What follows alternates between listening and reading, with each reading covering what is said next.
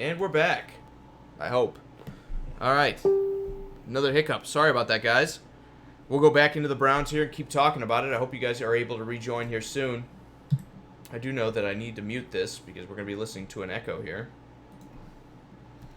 But my point on the Browns here, Drew, is you don't sit there and give the keys to a guy that doesn't know how to be a head coach. This is where you want to bring in the veteran. When you have all these big personalities, when you have everything else going on, you don't want to bring in a guy that is also brand new at this. They're a very young team. You got Baker Mayfield, who's young. You've got Odell Beckham, who's still young and very talented. Bring in a guy that knows what he's doing. This could have been Green Bay's former head coach, McCarthy. This could have been anyone that knows what they're doing. So I'm going back to my question. Even though it's been such a short offseason, there's not a lot to harp on right now about him. Has Freddie Kitchen so far failed as a head coach, as the Browns head coach? Because, I mean, I get they haven't played a single down yet, but he's been part of all this bringing everyone in. He's been part of getting, in my opinion, not having a first-round pick, drafting pretty decently. I mean, he's already been part of it, and I get Odell Beckham Jr. did not show up for minicamp. But guess what? That's just the type of player he is. And Freddie went out there and said he needs to be here. Well, let's not forget, before this year, he was, a wide receivers coach, quarterback coach, I believe, something like that. He wasn't even an offensive coordinator. They gave that to him on an interim level when they fired Todd Haley last year. How much decision-making do you think a quarterback coach probably has in the draft process? Maybe he said, I like Baker Mayfield. Maybe he said, I can make it work with Baker Mayfield. But beyond that, beyond this year, which we don't know how good of a draft this was, I don't think Freddie Kitchens had a whole lot of input. I think this is one of those things that maybe you ask him what he thinks, but then you go and ask Greg Williams, and you go and ask Todd Haley, and you go and ask Hugh Jackson, and then if you are their GM, whose name I'm also drawing a blank on, formerly of the Chiefs. John Dorsey. If you're John Dorsey, you take all those opinions and you weigh it against what you think, and then you probably make your decision anyway, right? Because that's what GMs tend to do. He's part of it. He's still part of it. He is part of the draft process. I guarantee you Freddie Kitchens and Dorsey were sitting in the room with the owners and talking about what's going to happen. Neil says he thinks that the Browns are wild card at best, and also thought this was going to be Todd Haley's team. I did too. I thought Todd Haley signed the contract coming from the Steelers with the clear implication that I'm going to be the head coach when you fire Hugh Jackson. But obviously, they weren't enthused about the job he did. You know all about Todd Haley, and you were telling me beforehand that it's not going to happen. I even said, I was like, I cannot believe this happened. And you're like, I can. Going back to when he was the Chiefs head coach, he probably was not good enough. But he had a good run in Pittsburgh. Well, John Dorsey's familiar with him. Mm-hmm. He likes his offense, but he doesn't like his head coaching ability. That's the reason why he hasn't found a home as a head coach after leaving Kansas City. It's not what you want. He has a great offensive mind, but it kind of ends there. I agree. I also think he's probably a difficult guy to deal with because you don't fire the offensive coordinator right after you fire the head coach. You pick one or the other, especially when it's because they're feuding. You pick one or the other and fire that guy, and then let the other guy stick around. So I don't think Todd Haley probably is the easiest guy to get along with either. We're a long way removed from Freddie Kitchens being the head coach. Think about it. If before 2018 started, you told Kitchens you're going to be the head coach of this team in 12 months from now, would you have believed him? I wouldn't. I mean, we've gone a long way. And Sharif's still saying 8-8 and best. I love the consistency. So 2018, this team came out and had seven wins, 8 losses, and a tie. This team was on a cusp of being in a playoff. We were talking about this team possibly making a run in the playoffs. Very long shot, but still. Well, not beforehand. We were talking about 5 or 6 wins. I think we said 5 wins. I'm talking about during the season. Is what I'm when we saw Baker Mayfield, and we're like, okay. Now all of a sudden we believe in it. That's what's blowing my mind is you got Neil saying at best a wild card, Sharif saying 8-8.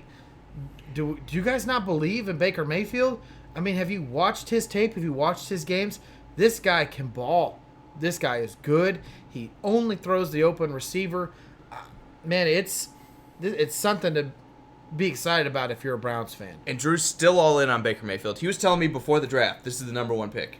And I was a Sam Darnold guy. I still might be right in the long term, but I got to admit in the short term I would pick Baker Mayfield too. But one thing I will say is this. You don't just have a quarterback. Green Bay is a team that has an amazing quarterback and then doesn't have enough around him, and they don't win. And to me, the biggest concern for Cleveland, and nobody's talking about this, is the defense. This defense was ranked 30th in yardage last year, Drew.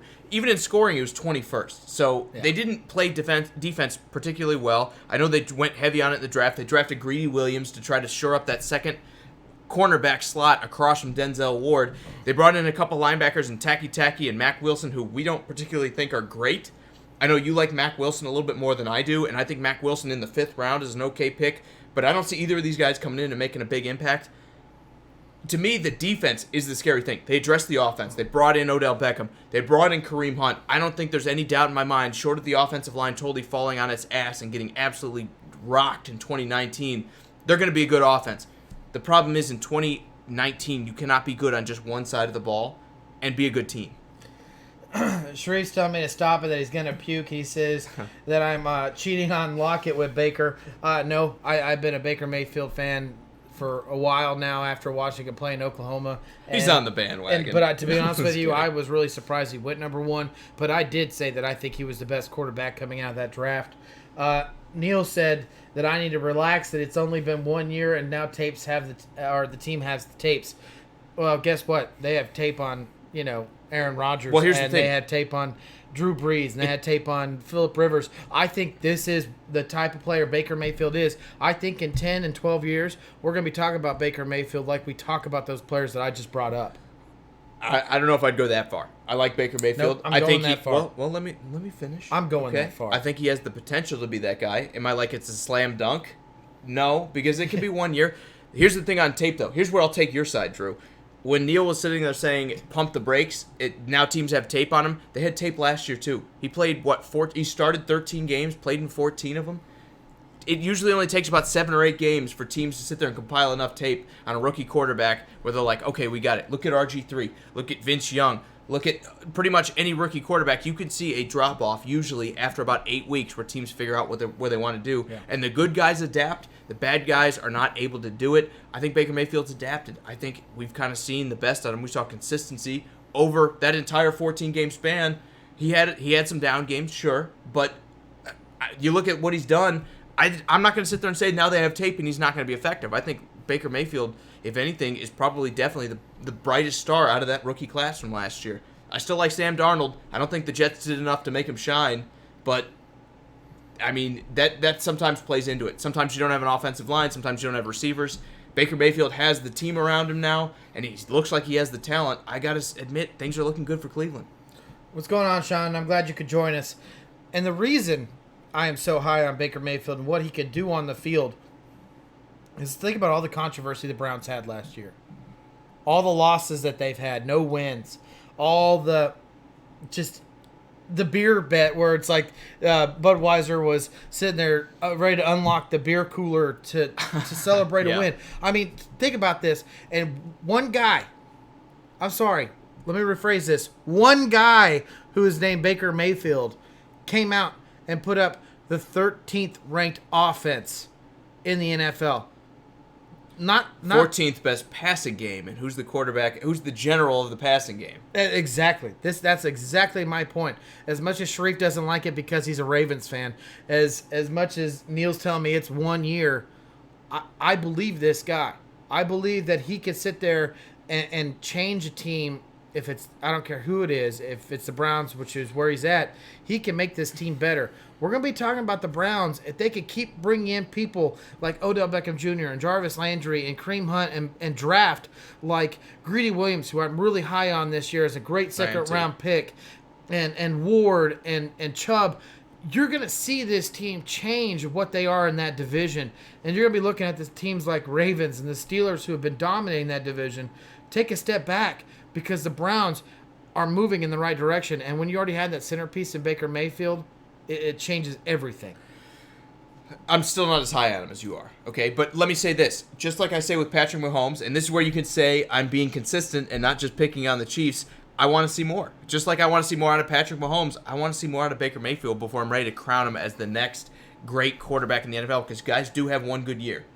We've seen it a lot. Matt Ryan, Cam Newton. We've seen guys have fantastic years.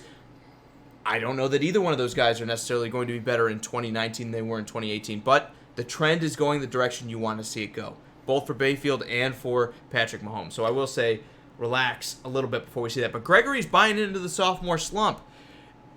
Let me tell you this, Gregory. The best way to avoid a sophomore slump, or Greg if you prefer, the best way to avoid a sophomore slump is get better as a team. And what do we kind of agree that Cleveland has done? Bringing in guys like Odell Beckham, bringing in Kareem Hunt. They've gotten better at least as an offense and have put more weapons around a guy that even if you get into that sophomore slump, you're going to have guys that are going to help bail you out of it. James, you're right. There is going to be punch and pie, but it's here, and unfortunately you're there, so you won't be able to take part of it. Neil says, I would take him out of the class of last year's class of rookies, yes, but he would not put him in the conversation with Hall of Famers. When I sat there and brought up those players, we're talking about the best quarterbacks right now in the NFL. I said in 10 years, we'll be talking about Baker Mayfield being one of the best quarterbacks in the league. I'm not going to sit there and make him a Hall of Famer because that's unfair to the kid. But what I'm going to sit there and say that in 10 years, he is going to be one of the best quarterbacks in the NFL. I'm not going to say he's a Hall of Famer because I don't know what the future holds. But I see with this talent and what he did last year in the controversy of the Cleveland Browns, I think this guy can do it. I mean, how much worse can you be when you take a team that's only won what? Flat 0. 3 games in 2 years. 3 games in 2 in 2 years, and then you sit there and pop off 7 wins. I know all those wins weren't his, but I'm just sitting there saying, how can you not be excited about this guy? I think you have to be. I absolutely think you have to be. Also, James, the punch and pie, I know you addressed it, is in the kitchen. Feel free to help yourself. And Owen said Doug Martin. I'm not 100% where you're going here, Owen. A player with 1 year who did really good for 1 year and didn't do anything. Doug Martin was very off and on. Doug Martin had a good year, and then he had a really terrible year when I took him in fantasy, and this is on me. And then I'd let him go, and he'd have another good year for Tampa, and then I'd pick him up again, and it'd be good. And then he had another good year after that, and then I picked him up again, and Tampa Bay's like, we don't need him anymore. So it's your fault. Yeah, I ruined that man's career single-handedly. Look, Doug Martin, again, we're not talking about him necessarily, but he's one of those guys that I believe his prime is past him. Yes, he's had a couple good years in the NFL. I don't think running back to quarterbacks the same way, though, but we've seen quarterbacks have a good stretch of like 8 games or 12 games or something like that, especially as a rookie. RG3, Vince Young. I mean, Vince Young, when he came in, everyone's like, this guy's the best quarterback ever. Then they realized the dude can't throw. And I worry about Lamar Jackson. I think that might be kind of a similar thing. We got to get into the schedule eventually because it's been an hour. And we haven't got into the schedule yet. Man, all right. We do have to hurry that up. He was saying sophomore slump. Let's just be honest. Not everyone can handle success. And when success happens to you and you get a lot of media around you, sometimes the evil or the demon inside you becomes the best of you. That's why Doug Martin has seen suspensions. That's why he's went out and got help. It is an issue. But I don't think that Baker Mayfield... Was that the cocaine? Is that the cocaine they got? I think that's what it was. And I think Dirk Cotter actually lost his job because he it was Gus Bradley, I think, lost his job because he mentioned that's why he was in rehab. Obviously, can't talk about all that. Yeah.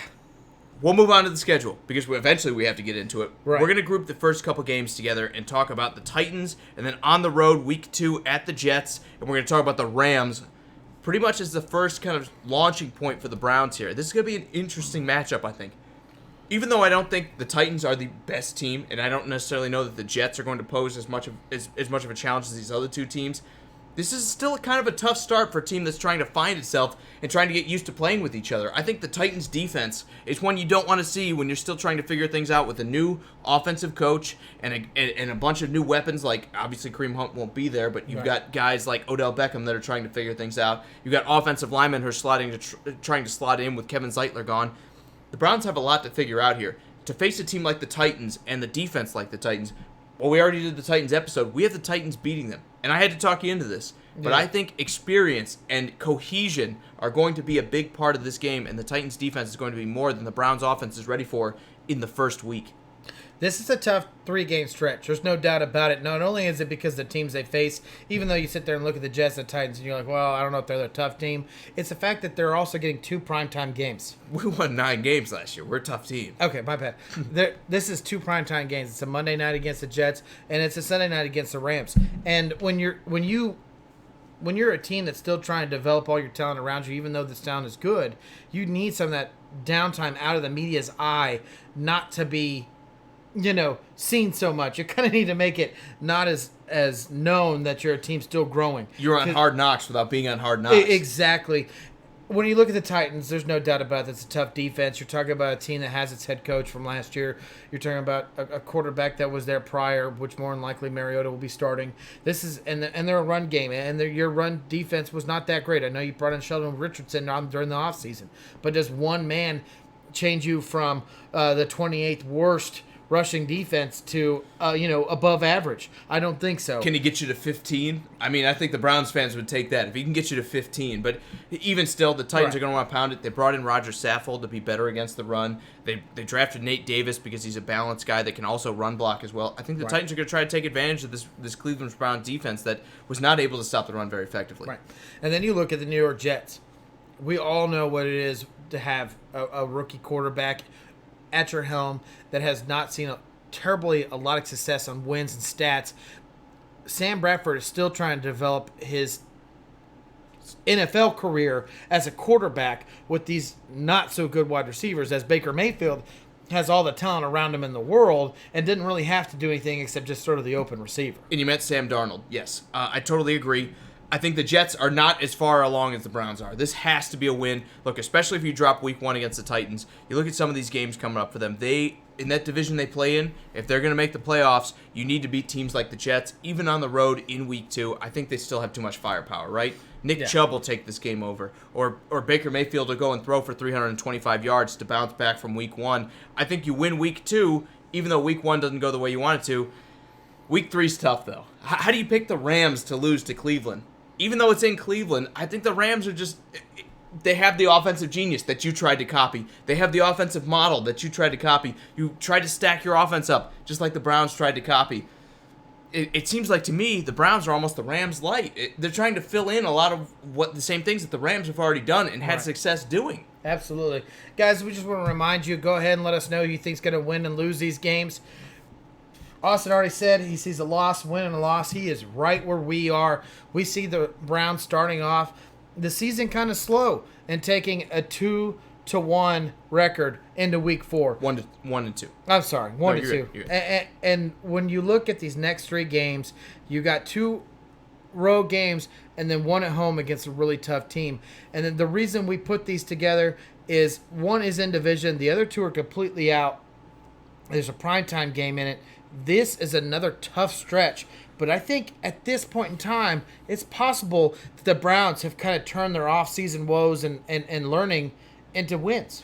4, 5, and 6 is where the offense needs to click together. I think at Ravens is still going to be difficult. It may be the first real challenge you've had. Maybe the Titans week 1, but week 1's always Rams. funky in the NFL. Defensively, I mean. Oh, okay. This is the first real defense you've played that might have a chance to be elite in 2019. I don't think the Rams are going to be an elite defense. The Jets probably aren't there yet. The Rams are going to be a challenge. This is where your offense needs to show some signs of life, because if you struggle through weeks 4, 5, and 6, the season could be over before it even started. I think the Ravens are still going to be too much, though. I think for an offense trying to find itself going up against a team that is always somewhere in the top 5, at worst in the top 10 on defense, they're going to struggle against a squad that only wants to run the ball and only wants to play good defense like the Ravens do. Absolutely. Rob says the Browns are going to win the AFC. He's laughing afterwards. I think that was a joke. It has to be. I'm sorry. Even if you're not joking, I got to say this, Rob. There are a lot of good teams in the AFC now. It's a joke. The AFC is much better than it was a couple of years ago, where you had the Chiefs. Patriots and the Steelers. Well, the Chiefs are better now. You've got basically the AFC South. Yeah, okay. How many games did they win the year before Alex Smith left? Not his last year, the one before that. Yeah, not too many. A lot is the answer. No, looking at this roster or looking at this schedule, week 4, 5, and 6, it's a tough. Even though at week 4 we see it as a loss going against the Baltimore Ravens. Maybe at this point in time, early, if it was at home, we might be able to see it a win. But in Baltimore, where the fans are fully behind John Harbaugh and what he can do and what he's done in the past. And they know you know them. Exactly. It's in division. This is a loss. And then they go off on the road for Monday night. They play the 49ers. This is a game they have to win. I get that they had 2 primetime games, but they played the Jets. This is the 49ers team, which I'm not saying that they're so much better than the Jets, but this is a team that has hopes to be possibly a playoff contender. Yeah, and again, like I said, these are games that you need to win because the back end of the schedule is difficult as well, at least at times. I think if you're going to struggle in the first 6 weeks, the season could be over before it starts. You have a tough couple games of the Rams and the Titans and the Ravens. You need to beat teams like the 49ers. You need to beat teams like the Seahawks, especially if you start 1-3 like we're predicting. You need to sit there and have a good bounce-back kind of scenario. It starts with the 49ers. Even though we like Jimmy G, even though we like what he's done, and we believe he'll probably be healthy at this point, you have more talent on the roster. You need to overcome a team that's not as good as you. Right. And it goes into week 6. You bring the Seahawks into Cleveland. It's another one of those things where it's like if that was in Seattle, this becomes a loss. But they bring them into Cleveland. We're talking about one of the loudest stadiums in the NFL on both scenarios, but this time it's fortunate to be theirs. This Cleveland fan base fully believes what they did during the offseason. That's why there's so much hype around it. They were stuck with them. Well, they only won 3 games in like 3 years. They were there when they were losing, so they're going to be there when they're winning. They're going to be there when they're winning. Even though they've gone in our schedule where they've taken 3 losses so far, trust me, this fan base does not deter. They're still going to be there. They look at a team like the Seahawks, which as much as we are very huge, well, at least for me, of fans of Russell Wilson. I know you are too. I'm probably a little bit higher than you are. This is a team they have to beat. If they want to be a playoff contender, if they want to be 9-7 like Rob is saying, this is a team they have to beat because they're a playoff team. They're a team on the other side of that of conference where it's like, if you're not beating teams like this, it doesn't matter what you do because you can't beat the better teams. I totally agree. Then they move into a Week 7 bye. I mean, honestly, if you go into this like we have them projected at 3-3, I'd call it a win because the back end of the schedule, you have a couple tough games. You have some guys that you don't want to face, but you also have some games that are definitely going to be more winnable. That's not a bad spot for a team that's changed over a lot of stuff in the offseason. You go into 3-3, and then you get the Patriots and then the Broncos on the road. That's a tough road stretch. We see the Patriots as a loss. Going up to Foxborough, no matter what time of year, it seems like the Patriots are... That's one of the hardest places to win in. It is. It absolutely is. Austin sees the last stretch of the game as a loss, a win, and a loss. He says the Hawks are winning for sure. Maybe he's a little biased there. I'm not for sure. Exactly. I would be too if I had Russell Wilson as my quarterback. And that's entirely possible. If they go into the bye 2-4, maybe things change a little bit for the Browns. This is all about keeping a young team on track and in the right state of mind to win football games in the back half of the schedule. Can Tony Kitchens do that? I think that might also be a derailing point for the Browns. Can Tony Kitchens keep everybody on message like he has not done already? I mean, he couldn't get Odell Beckham to show up to OTAs. Does that kind of carry over? If you start poorly, does that kind of carry over and ruin the team? You need to keep everybody on message, especially Week 8 on the road against the Patriots. No doubt about it. I'm completely agreeing with you on that. And I just lost my thought process. Well, Austin is super biased, by the way. I'm one of those old school people where if you get your bye week prior to the trade deadline, it is not a good bye week. And at week 7, when you get a bye week and then you face the Patriots, that automatically becomes not a good bye week. At least you get to prep, right? If you want a game that you get 2 weeks to prep for, it's probably the Patriots. I'll tell you right now as a Chiefs fan. And we usually have the Patriots number in non-important games. Everything you think you're prepared for the Patriots, they do the complete opposite. That is what Belichick has made his living on. When you sit there and think that Tom Brady's going to throw for 350 yards, he throws for 150 and runs the ball 40 times. I mean, this team is never what you expect it to be. I think the Patriots at this point in time are still trying to still be a great team. We have yet to do the Patriots. I'm not saying the Patriots are going to suck this year, but everyone knows the Patriots normally don't start out very hot. Right.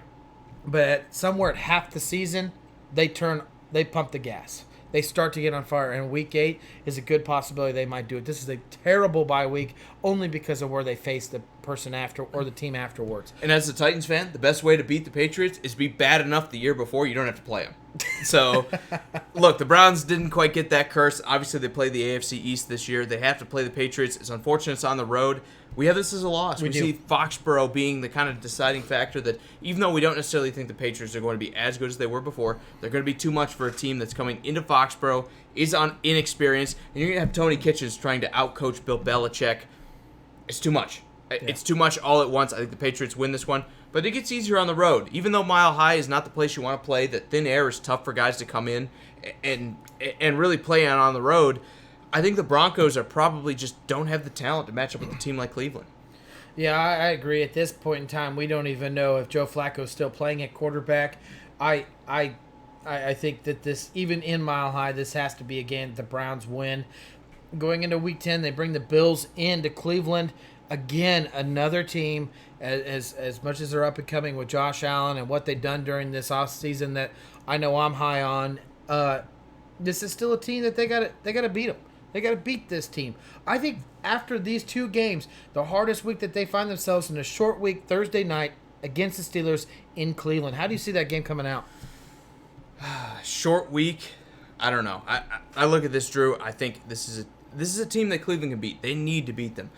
We're talking about a team that, if you guys are right, I mean, they only have 2 or 3 wins at this point in the season. The playoffs are on the line here. You got to beat a team like the Bills. I flip the coin here and I say this is one of those trip-up games that if you don't come in prepared and a rookie head coach may be a little lax here and may not be reminding everybody like, hey, we're a good team, but this is the NFL. It's any given Sunday. You need to show up for these games, that they could drop. They run the ball well. The Bills are committed to the running game. They have to win it. You talked me into a win here, but I think this game is one that the Bills are going to surprise everybody. It's going to stay close. Baker Mayfield's going to have to pull off some heroics at the end, and maybe that defense does enough to beat them.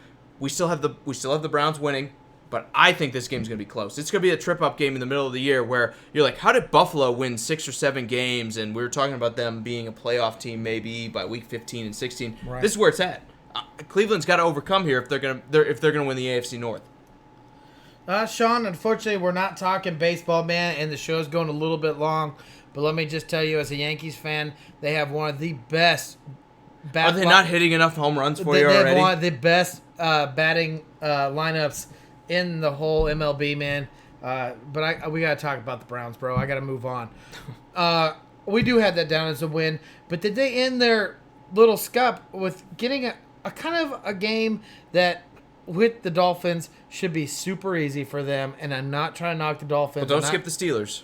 No, we talked about Oh, okay. All right. Maybe you talked about the Steelers. I was daydreaming. Sorry. You did. Continue. You talked about the Steelers. I'm talking about the Bills. All right. What week were we on? Just continue. I was talking about the Bills. All right. They're going to lose to they're going to beat the Steelers at home in week 11. Also, let's talk about the Dolphins. Because I thought we were talking about the Bills the whole time. You said it. You said a short week. I said the Bills. No, you said a short week. Let's talk about the Dolphins. Okay. All right. They're gonna beat the Dolphins. Okay? They're gonna beat the Dolphins. Everyone's gonna beat the Dolphins. I know we already did the Dolphins, so we can kind of like spoil it for you. So everyone's beating the Dolphins.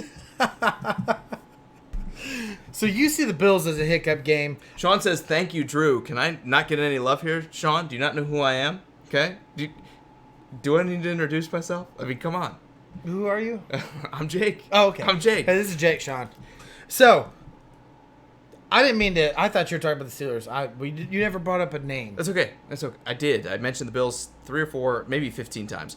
Talking about the Steelers really quick. On the second time through, because they get the Dolphins. They do. Then they go on the road to the Steelers. They do. I don't think we need to dwell on the Dolphins because the Dolphins are a team that's rebuilding. Let's talk about a team like the Steelers. They get them twice in 3 weeks, Drew. This is tough in division. I don't like to see these games where you play each other so close together because the games tend to look exactly the same. Usually one team finds one thing that works. You can run the ball on the Browns. You can pass on the Steelers. It's something like that, and we see it happen multiple times over. I like to see a little bit more space in between division games. But they have to do it this time on the road. They're going to Heinz Field in Week 13. Is it too much? Is it too much for the Steelers or for the Browns to beat the Steelers twice in a 3-week span? It is. It's hard to beat any team twice that close together. They're it's still fresh on their mind, especially a team like the Steelers who are used to dominating the Browns. They sit there and go, this team isn't going to do anything different, and we need to change what we do. When you win a game, you're like, that worked. When you lose a game, you change almost everything you do to win the next game. And when there's 2 weeks in between, that's usually a downfall for teams that are pretty evenly matched across the board. One plus side I'll say is it's the NFL. As much as we want to write the Dolphins off, there are no off weeks. If you take the Steelers easy, coming off a Dolphins win, I think they're going to lose this game. I think things get tough, or things get a little bit easier from here on out. Weeks 14, 15, and 16, you get the Bengals, the Cardinals on the road, and then the Ravens right after that at home. I think this is one of those kind of setups where you're going to need to beat the Bengals, who historically, let's face it, are not going to be a good defense. We look at what they did last year. We look at how little they did to fix things. They're going to be a bad defense. You're going to be able to run on them. You're going to be able to pass on them. In division or not, they need to have the Bengals number early on. And this is one of those games they're going to win. And week 14, they're going to walk away with a W, whether it's at home or on the road against the Bengals. No doubt about it. In week 15, they go to Arizona and place the Cardinals.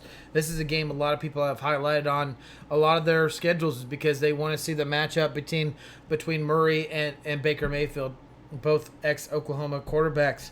It's not ex if you graduate, but I get what you're saying. Former. Yeah, thank you. Does that make you feel better? X would be like, Oklahoma's like, we don't need you anymore. They divorced him, okay. But you're right. It's going to be a matchup. It's going to be a matchup a lot of people are looking at. I think it's going to be one of those games where you're going to see a lot of scoring. You're going to see those defense take a step back because maybe this is a game that the Arizona Cardinals want to win. But that even being said, the talent on that roster for the Cleveland Browns offensively is just too much for what the Arizona Cardinals can do. It's a team in rebuilding versus a team that's trying to ascend. I think the Browns are definitely far ahead of where the Cardinals are at. Thank you, Sean, for bringing me into the comment. I didn't even read it. I'm going to let Drew do it here in a second. We're going to talk about the Ravens in Week 16, though, because this game, you already lost the first matchup against them, but this is a squad that you have even more tape on their quarterback, and Lamar Jackson is not going to be able to beat a team in a shootout. Playing them on the road in Baltimore, on paper, should be a loss, but division games go weird all the time. I think on the road, Cleveland's going to steal this one. They're going to run the ball a little bit better. They're going to pass the ball a little bit better, and Baltimore's going to be sitting there trying to come up with some answers for a team that defends the run better in Week 16 than they probably do in Week 4 when they played the first time. All I'm going to say is thank you, Sean, for all the comments, man. We really appreciate it. I'm going to move on to Week 7, where they go and face the Bengals in Cincinnati. This is a team where you're looking at their 9 wins, 10 wins, 5 losses. They're wanting to win the division. I think a team, if it's the Patriots or the Ravens, might be right there tied with them. They're playing everyone they could possibly, to win this game. The Bengals are looking at, we got nothing to play for except we don't like the Browns, and we want to upset the Browns. And I think that is a powerful force. It is in the a NFL. very powerful force. This is the game here where the Browns might not win the division because I look at this as a loss against the Bengals in Cincinnati. This is one of those games I think Cleveland drops, and everyone's surprised by it, but the Bengals kind of surprise everybody a little bit. Hopefully Jeff Driscoll is not the quarterback at this point. Hopefully Andy Dalton's able to make it through 17 games.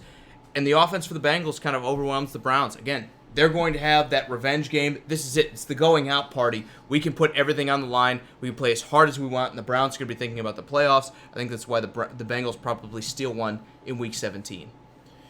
Guys, in 2019, we see the Browns being 10-6. Does that win the division? We don't know yet. We have yet to do the Ravens. We have yet to do the Bengals. We have yet to do the Steelers. It's a good start. We don't really know where they start, but a 10 or double-digit 10-win season, that's huge. It's not always good enough. Ask Matt Castle when the Patriots won 10 games with him. 10-6 is not always good enough to make the playoffs, but I think this team is probably a 6 seed, maybe even a 5 seed. Talent-wise, the question is going to be, can the coaching staff keep everybody on the same page, keep everybody pulling in the same direction, and get the right things to happen in 2019? That, to me, is the biggest question, even more than the talent. Are the coaches going to be up to the task? No doubt about it. All right, Drew. Well, we've got some special thanks, guys. We know we ran a little bit long. We know we had a bit of an interruption there in the middle. We appreciate you sticking with us. It's been a fun show. We talked about a lot. I want to go back and talk about the LeBron thing more, but we can't do that right now. Guys, thank you so much for all the likes, shares, and comments. It means the world to us. That's the reason why we love talking sports with you guys, is the fact that you can interact with us and change the show and make us go on longer. We love it. That's what we're about. Guys, again, thank you for the comments, and we want to reach out to you and thank you personally. Steve, Sharif, Owen, Austin, Neil, Adam, Scott, Brian, Jeremy, Chris, Sean, Gregory, James, Thomas, and Rob. You guys are all awesome. Thank you so much for everything you guys do to contribute to this show. We're in the dog days of summer. I know there's not a lot going on in the world of sports, but we are going to still be here 3 times a week to talk about everything that is going on and everything that will be. So for Sports Around the Bar, I'm Jakey Bartender. This is Drew. We will see you guys on Wednesday to talk about whatever's going on then and another NFL team. I don't know who it is. So, not to spoil anything, but we'll see you Wednesday. See ya.